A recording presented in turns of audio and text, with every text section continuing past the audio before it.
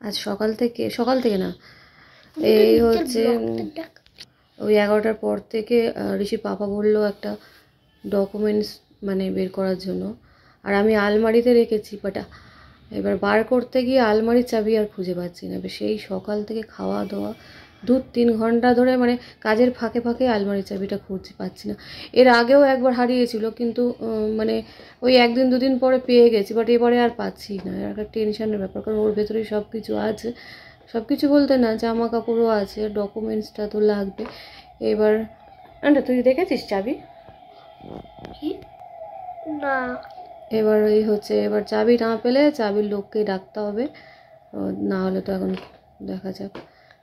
এই চাবি এখন আমার এত ভুলো মনে হয়েছে, মানে আর কি বলবো। আর এই ঋষির এখন এক্সাম চলছে, আর এইসব মানে আমি এখন ওকে নিয়েই ব্যস্ত।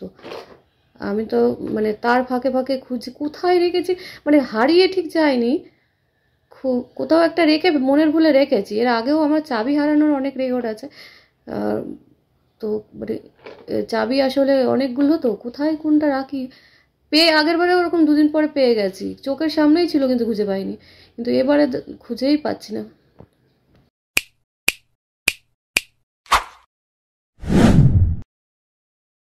ওকে ওই কি জ্বালিয়ে দিয়েছি ওটা যেন এমার্জেন্সি লাইট জ্বালিয়ে দিতে, তারপর ওই ঘরে গিয়ে ড্রয়িং করছে। আমি বলছি কেন ড্রয়িং করবি না?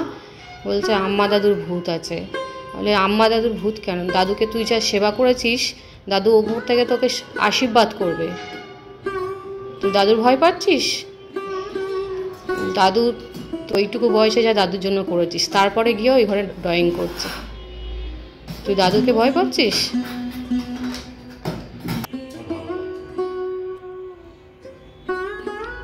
সাদা ফুল, হলুদ ফুল এগুলো গুরুদেবের, লাল জিনিসটা গুরুদেবকে দেবে না। তোমার মা বলতো যে লাল গুরুদেবকে কখনো দেবে না। ছোটোবেলা থেকে আমিও ঠাকুর দিয়েছি, শুধু নিজেদের না, পাড়ার কারোর প্রবলেম হলে, মেয়েদের যে প্রবলেমটা হয়, মৌসুমী ঠাকুরটা একটু দিয়ে দিস তো দিয়ে দিতাম।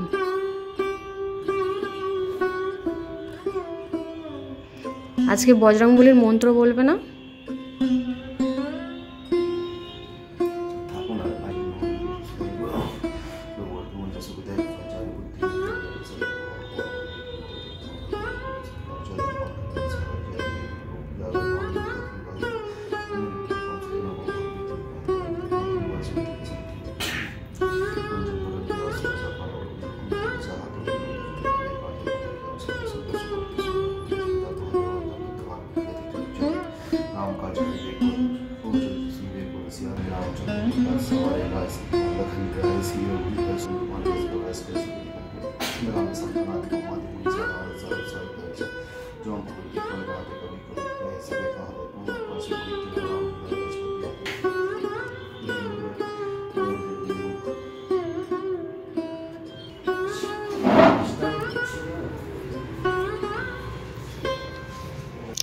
এই যে ইমার্জেন্সি চালিয়ে ঋষি ড্রয়িং করছে। আর ভয় পাচ্ছিস? এই যে আম্মা দাদুর ছবি আছে এক জায়গায়, ও এই ঘরে কোনোদিনও ঢোকে না। দাদু মারা যাওয়ার পর থেকে একদিন এই কোনায় প্রথম ঢুকলি না? কি হ্যাঁ, তা ঢুকবি না তো কি হয়েছে? দাদু তোকে কত ভালোবাসে, দাদু তোকে ভয় দেখাবে? দাদু তোকে কত ভালোবাসে। ঋষি কি ড্রয়িং করছে? তার চা করে দেবো? চা খাবে? কিছু খেয়ে এসেছো বাড়িতে? ম্যাগি করে দে।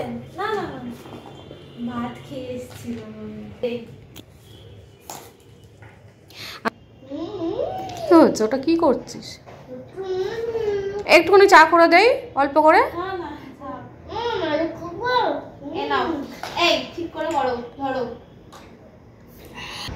আজকে রোদ উঠেছে।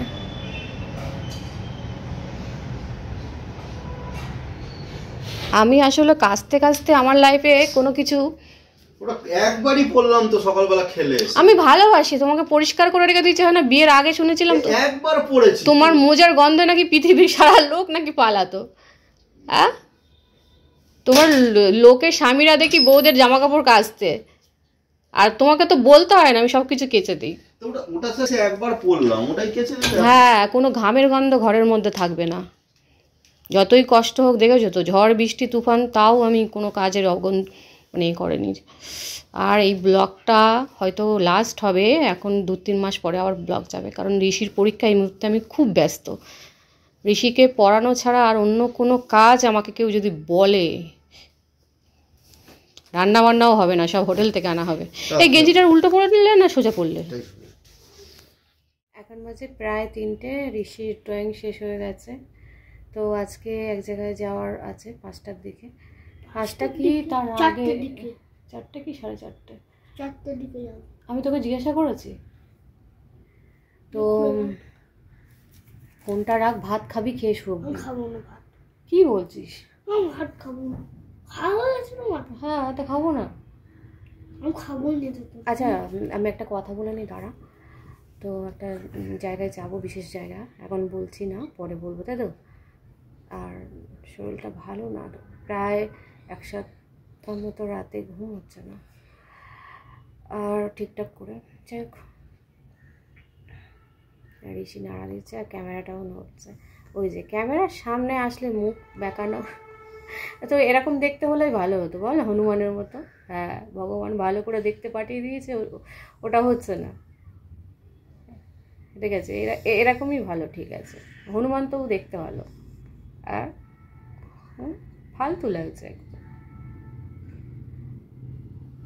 ভাত খেয়ে নে, ঘুম পাচ্ছে, রাত্রেবেলা ঘুম হয়নি। ঋষির সামনে এক্সাম। হ্যালো ফ্রেন্ডস, আজকে আমরা ঘুড়ি করতে যাচ্ছি। ওরেডি?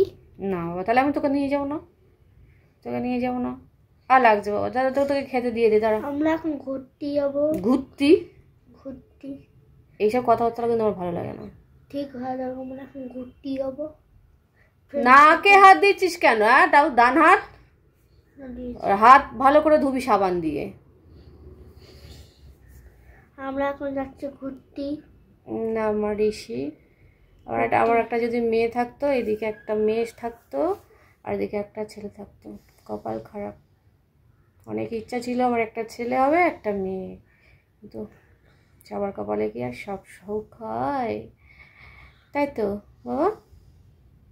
তাই ভাবছি ঋষিকে বিয়ে দেবো যখন, 2টো মেয়ে আর 2টো ছেলে, 4টে নাতিপুতি হবে, কোলে করে নিয়ে ততদিন বাঁচবো আমি।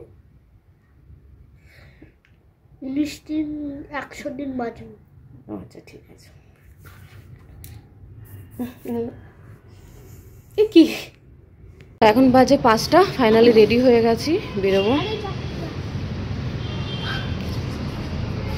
আরে কি হলো? তাড়াতাড়ি আসো, দেরি হয়ে যাবে। ও আচ্ছা, ঠিক আছে। টুপিটা নেবে? টুপি এখানে রয়েছে মনে হচ্ছে।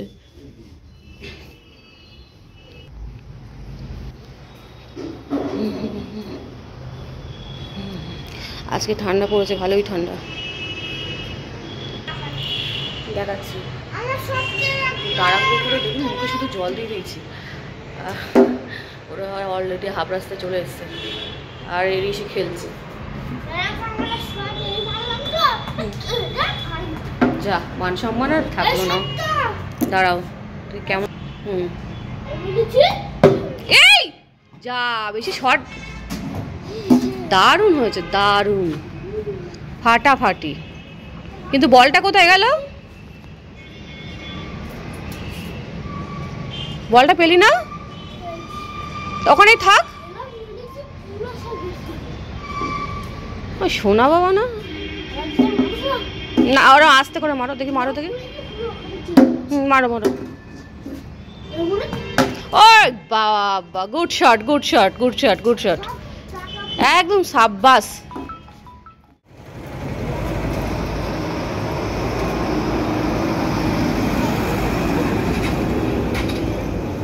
ছোটকে দেখা যাচ্ছে?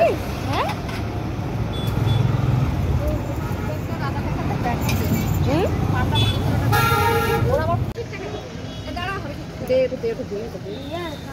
ঋষির কাছে দাও। এটা কার ব্যাগ? এটা কি আছে?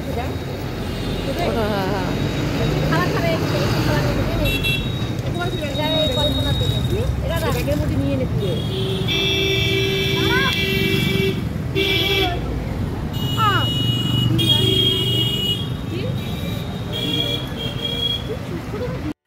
আজকে বোনের চেক আপ ছিল, ও আসবে বলেছিল, তো আমি বললাম আমিও যাব। তার কারণ হচ্ছে আমাদের পুচকুকে দেখতে হবে, মন কেমন করছে দেখার জন্য।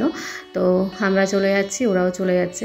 ওদের ডাক্তার হচ্ছে 5টার সময় আসবে, এখন মনে হয় 4:30 বাজে। যাই হোক, মা প্রচুর প্রচুর সবজি পাঠিয়েছে। সব ব্যাগ থেকে সবজিগুলো বের করে আমি ভাবছি চৌমাথায় গিয়ে বিক্রি করি। এত সবজি যে কোথায় রাখবো ভগবান জানে। তো আমি ভাবলাম না, কিছু সবজি ওকে দিয়ে দেই। তো কয়েকজন চেনাজন আছে, তাদেরকে একটু দিয়ে দেবো, আর আমার জন্য কিছুটা রাখবো, মানে যেটুকু লাগে, আর বেশিটা লোককে দিয়ে দেবো। আর কারণ ওরা একটু এই সবজিগুলোতে একদম বাজারে যেসব সবজি বিক্রি হয় তার তুলনায় অনেক কম সার।